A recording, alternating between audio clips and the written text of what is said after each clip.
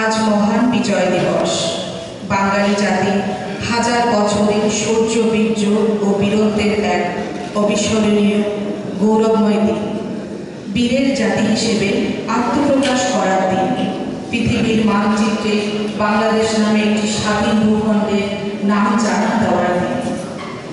সম্মানিত উপস্থিতি, অনুষ্ঠানের এই পর্যায়ে বিজয় দিবস 2024 উদযাপন উপলক্ষে আয়োজিত এই অনুষ্ঠানে স্বাগত বক্তব্য প্রদানের জন্য অনুরোধ জানাচ্ছি জাতীয় দিবস কমিটি 2024-এর সম্মানিত আহ্বায়ক ও আইসিটি বিভাগের সহকারী অধ্যাপক প্রকৌশলী S.A. এহসান রাজন স্যারকে।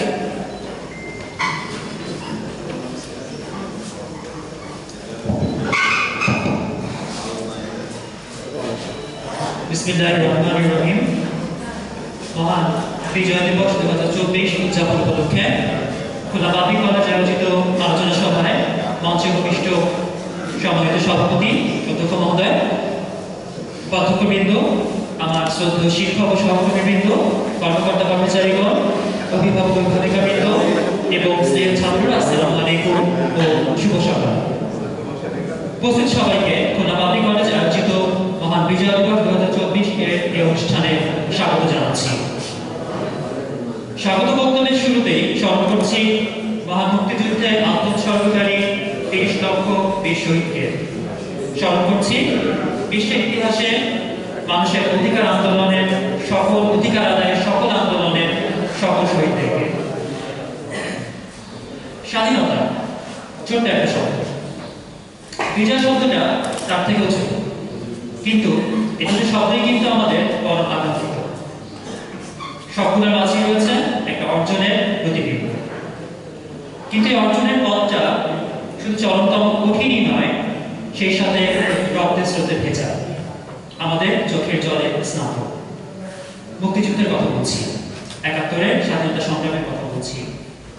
30 লক্ষ শহীদের রক্ত দিয়ে অর্জন করা বিজয়ের যে লাল সূর্যটা পেছনে ব্যানারে দেখতে পাচ্ছি আমরা, অনেকটা সেরকম। এর সাথে যেমন রয়েছে বিজয়ের শুভ্র পতাকা, ওই যে হচ্ছে ঠিক সেই অর্জনটার কথা বলছি আমরা। কিন্তু এই মানচিত্রের সাথে কিন্তু আছে আত্মত্যাগের ইতিহাস, আত্মোৎসর্গের ইতিহাস, রয়েছে শত বছরের বঞ্চনার ইতিহাস, রয়েছে আমাদের স্বপ্নের ইতিহাস, হাজার বছরের স্বপ্নের ইতিহাস। ইতিহাস বলে 1947 সালে ব্রিটিশ শাসনের কবল থেকে যখন আমরা মুক্ত হলাম, বেসিক্যালি আমরা তখন নতুন একটা পরাধীনতা শৃঙ্খলে আবদ্ধ হলাম।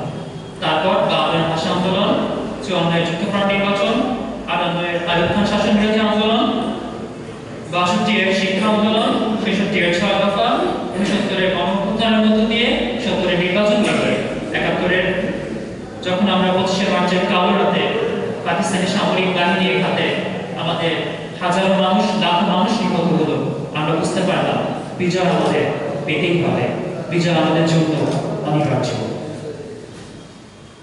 26শে মার্চে যখন প্রথম প্রহরে বাঙালি ঝাঁপিয়ে পড়ে মুক্তিযুদ্ধে, এরপর ধীরে ধীরে 9 মাসের রক্তক্ষয়ী সংগ্রামে 16 ডিসেম্বর ছিনিয়ে আনে বিজয়। এই বিজয়ে আমাদের অনেক কিছু শিক্ষা দিয়ে গেছে।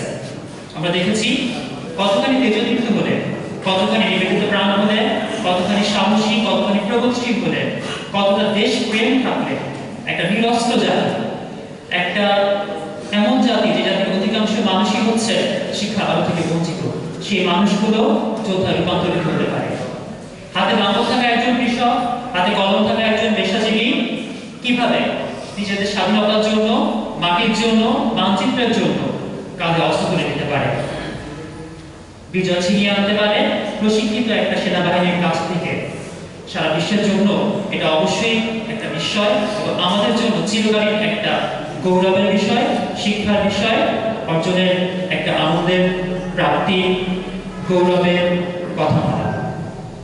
সেই মহান বিজয় দিবস উদযাপনের অংশ হিসাবে খুলনা পাবলিক কলেজ আজ সকালে জাতীয় পতাকা উত্তোলনের মাধ্যমে এর সূচনা করেছে।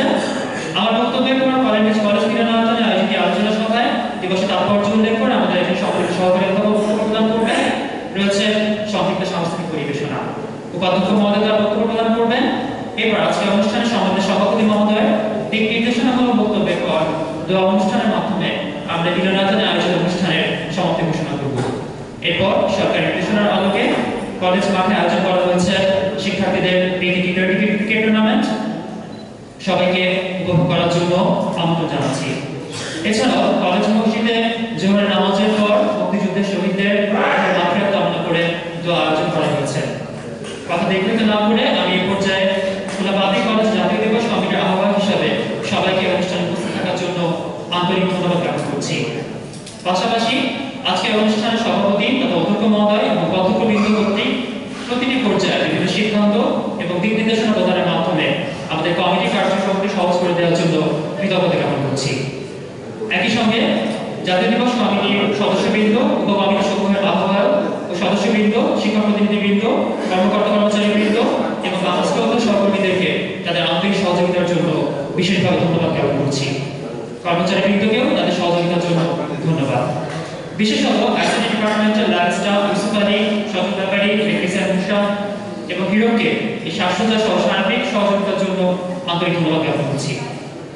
আমার স্নেহ শিক্ষার্থীদেরকে এবং সম্মানিত সহকর্মীদেরকে আবারও ধন্যবাদ জানিয়ে এবং সবশেষে মুক্তিযুদ্ধের সকল শহীদদের আত্মার মাগফিরাত কামনা করে আমার স্বাগত বক্তব্য শেষ করছি।